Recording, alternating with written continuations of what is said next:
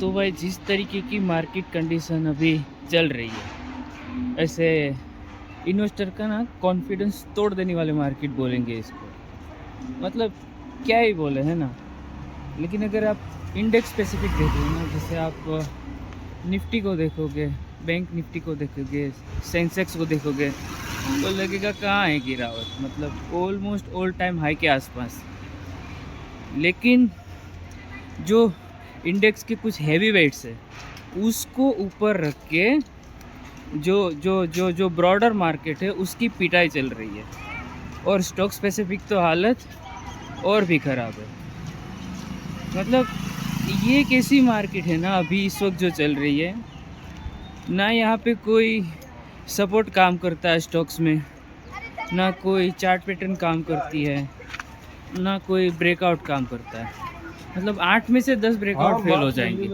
और जो एक दो सक्सेसफुल हो भी रहे ना, वहाँ पर भी 10-15% ऊपर जाके प्राइस फिर नीचे आ जाएगा, और क्या पता बाइंग प्राइस से भी नीचे आ जाए। तो मतलब ये तो हो गई, चलो ट्रेडिंग वाली मेंटालिटी से बात करते हैं, है ना। अब बात करते हैं इन्वेस्टर वाली मेंटालिटी से।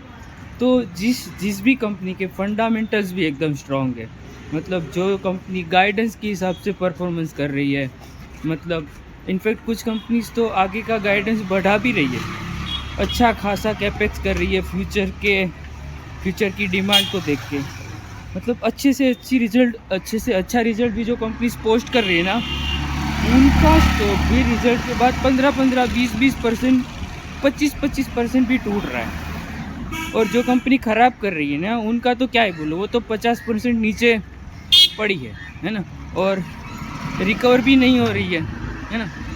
तो ऐसी कंडीशन में क्या ही करें, स्पेशली जब आप एक एक एक नए इन्वेस्टर हो मार्केट में। जब 2022-23 के बाद में कोई अगर बंदा आया हो, मोस्टली तो इस तरीके के बंदे निकल ही चुके होंगे, क्योंकि जिस तरीके का मार्केट ने सबक सिखाया है भाई, मतलब जो नए बंदे जिन्होंने मतलब बेयर मार्केट नहीं देखी है, वो तो मतलब छोड़ ही चुके होंगे। जो थोड़े बच्चे बच्चे होंगे थोड़े बहुत, वो अब निकल जाएंगे। तो अब इसी मार्केट में क्या करें। देखो चार्ट को देखें तो इसी मार्केट में कुछ कर नहीं सकते आप। मतलब चार्ट को देखोगे, ट्रेड लोगे, फेल होगा, स्टॉप लॉस लेके निकल जाओगे, है ना। ये मानसिकता तो मुझे नहीं लगता कि काम कर सकती है। मतलब जो भी, मतलब मुझे क्या लगता है एज अ रिटेल इन्वेस्टर, कि जो फंडामेंटली स्ट्रॉन्ग कंपनीज़ है, जिन कंपनीज में ग्रोथ है, मतलब गाइडेंस के हिसाब से एग्जीक्यूशन है, फिर आगे का फ्यूचर गाइडेंस भी मेंटेन है, और अच्छे से कैपेक्स हो रहा है, ठीक है, ऐसी कंपनी को लेके बैठ जाना चाहिए इस तरीके की मार्केट कंडीशन में। क्योंकि यहाँ पे ना ट्रेडिंग वाली मानसिकता काम करेगी ही नहीं। मतलब आप कितना भी कर लो, लॉस लेके ही निकलोगे, है ना। तो अब और इस तरीके की मार्केट की ना एक अच्छी बात क्या है पता है क्या, कि बहुत सारी, मतलब अच्छी से अच्छी जो कंपनीज है वो एकदम डर्ट चीप वैल्यूएशंस पे आ जाती है। और ये मैं आपको एग्जांपल के साथ कह सकता हूँ।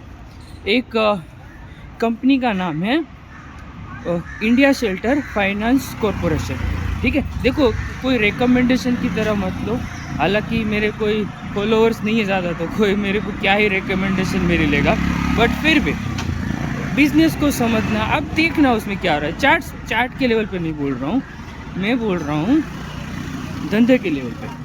अब देखो वो कंपनी क्या करती है, वो जो एफोर्डेबल सेगमेंट है ना, उसमें होम लोन देने का काम करती है।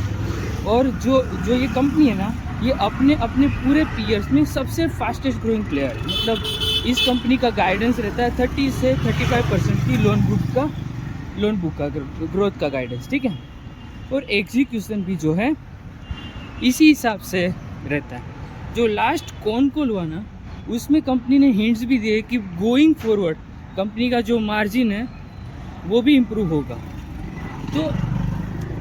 तो आप सोचो, पिछले जो 2 क्वार्टर है उसमें कंपनी ने कुछ 241 करोड़ का प्रॉफिट किया, मतलब H1 में 241 करोड़ का प्रॉफिट है। और मोटे मोटे तौर पे 250 करोड़ का प्रॉफिट H2 में आएगा, है ना। मतलब फुल ईयर बेसिस पे 500 करोड़ का प्रॉफिट आप पकड़ के चलो, मतलब इंडिया शेल्टर फाइनेंस कॉरपोरेशन का। और अगर उसकी मार्केट कैप के हिसाब से अगर हम लोग उसकी फ्यूचर वैल्यूएशन निकालें, है ना, एक मिनट, अगर फ्यूचर वैल्यूएशन निकालेंगे 8,500 करोड़ के आसपास की कुछ मार्केट कैप है, और डिवाइडेड बाय अगर आपको उसको 500 करोगे तो पीई कितना आता है, मतलब 19 से 18 के पीई पे ट्रेड कर रही है अभी इस वक्त वो कंपनी, जबकि बिजनेस में कोई प्रॉब्लम नहीं है ना। मतलब सोचो आप, एक 30 से 35% का ग्रोथ इंजिन आपको 19 के पी पे मिल रहा है, मतलब आप सोचो पे रेशो क्या हो गया, 0.5, है ना।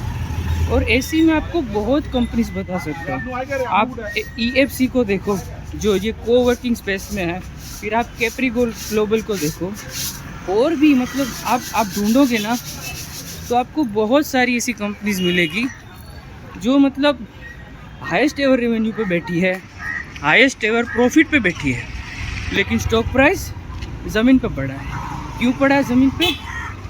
वजह है मार्केट की कंडीशन। इसका कंपनी के बिजनेस के साथ में कोई लेना देना नहीं है, ना ही जो ये टैरिफ वाली सिचुएशन है उसके साथ कोई लेना देना नहीं है। आप सोचो मार्केट की कंडीशन कुछ भी है, लेकिन ये जो कंपनीज है ये डेली बेसिस पे अपना काम तो कर ही रही है ना। तो यहाँ पे कॉन्फिडेंस बनाए रखने की ज़रूरत है। और जिस कंपनी में ग्रोथ नहीं है, मतलब आपके पोर्टफोलियो में कोई ऐसा स्टॉक्स है जहाँ पे कंपनी का बिजनेस ख़राब हो रहा है ना, तो वहाँ से निकलने की ज़रूरत है। क्योंकि वहाँ पे ये चीज़ होगी कि जब ब्रॉडर मार्केट रिकवर भी करेगी ना, तो आपका स्टॉक रिकवर नहीं करेगा। क्यों? क्योंकि अंडरलाइन बिजनेस जो है ना उसके अंदर प्रॉब्लम है। सो मेक श्योर कि आप अच्छी कंपनी में इन्वेस्टेड रहे, और आप डरे नहीं करेक्शन से। और हाँ, ये जो धूप आ रही है उसकी वजह से वीडियो थोड़ा अच्छे से नहीं आ रहा, तो उसके लिए सॉरी।